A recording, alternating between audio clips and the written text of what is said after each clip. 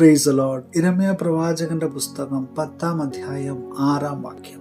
യഹോവേ, നിന്നോട് തുല്യനായവൻ ആരുമില്ല. നീ വലിയവനും നിന്റെ നാമം ബലത്തിൽ വലിയതും ആകുന്നു.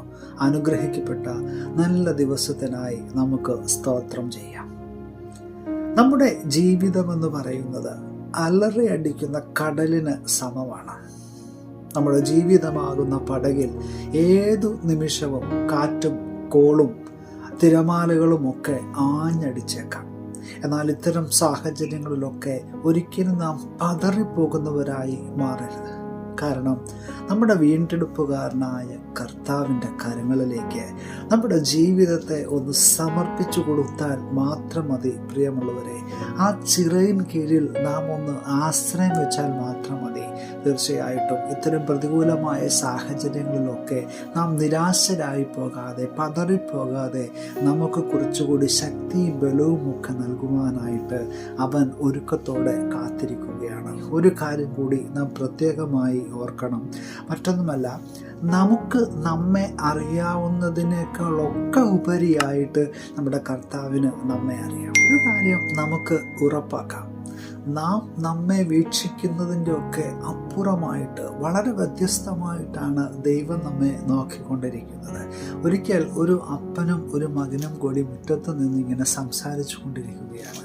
അപ്പോൾ ആകാശത്തുകൂടി ഒരു വിമാനം ഇങ്ങനെ പറന്നു പോകുന്നു. അപ്പൻ മോനോട് പറഞ്ഞു, മോനെ, ഈ വിമാനത്തിൻ്റെ വലിപ്പം എന്താണെന്ന് നിനക്ക് പറയുവാനായിട്ട് കഴിയുമോ? കുഞ്ഞിങ്ങനെ ആകാശത്തേക്ക് ഇങ്ങനെ കൈയൊക്കെ വെച്ച് ഇങ്ങനെ നോക്കിയതിന് ശേഷം പറഞ്ഞു, അപ്പോൾ ഒത്തിരി ദൂരത്തു കൂടിയല്ലേ അത് പറന്നു പോകുന്നത്. കൃത്യമായിട്ട് എനിക്ക് അതിൻ്റെ ആ ഒരു വലിപ്പം പറയുവാനായിട്ട് കഴിയുന്നില്ല.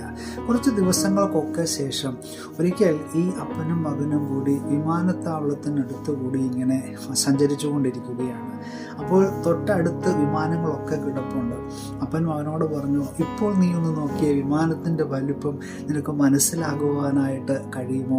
കുഞ്ഞു നോക്കിയപ്പോൾ വളരെ വലിയ വിമാനങ്ങളൊക്കെ ആ വിമാനത്താവളത്തിൽ ഇങ്ങനെ അടുക്കിയിട്ടിരിക്കുന്നു. അപ്പോഴാണ് കുഞ്ഞ് പറഞ്ഞത്, ശരിയാണപ്പ, ഇപ്പോഴാണ് ഏറ്റവും അടുത്ത് നിൽക്കുമ്പോഴാണ് എനിക്ക് അതിൻ്റെ വലിപ്പം മനസ്സിലാക്കുവാനായിട്ട് കഴിയുന്നത്. പ്രിയമുള്ളവരെ, ആത്മീയ ജീവിതത്തിൽ ഇതുമായി നാം ഒത്തുനോക്കുമ്പോൾ ഇതിന് വലിയൊരു അർത്ഥമുണ്ട്. മറ്റൊന്നുമല്ല, ദൈവത്തിൽ നിന്ന് നാം എത്രത്തോളം അകലും തോറും ദൈവത്തിൻ്റെ വലിപ്പം നമുക്ക് മനസ്സിലാക്കുവാനായിട്ട് കഴിയില്ല.